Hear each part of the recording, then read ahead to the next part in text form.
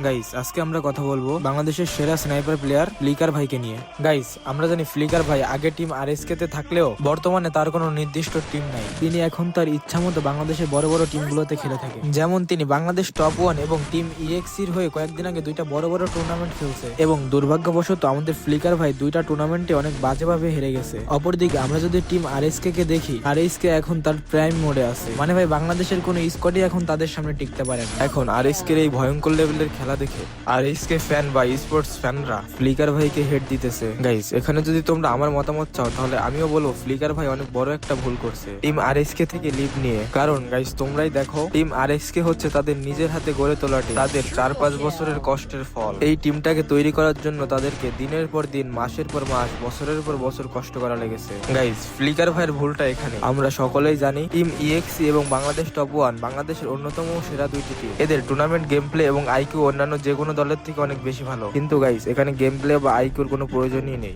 এখানে যেটা প্রয়োজন সেটা হচ্ছে টিম বন্ডিং বা টিম এক্সপেরিয়েন্স। আর ফ্লিকার ভাইয়ের টিম বন্ডিং সব থেকে বেটার ছিল টিম আরএসকে তে। কারণ গাইস বুঝতেই পারছো কোথায় 4-5 বছরের টিম বন্ডিং আর কোথায় 2-3 মাসের টিম বন্ডিং। গাইস আমার মনে হয় ফ্লিকার ভাইয়ের পরপর কয়েকটি ন্যাশনাল লবিতে হারের অন্যতম কারণ হচ্ছে তার টিম বন্ডিং বা টিম এক্সপেরিয়েন্স।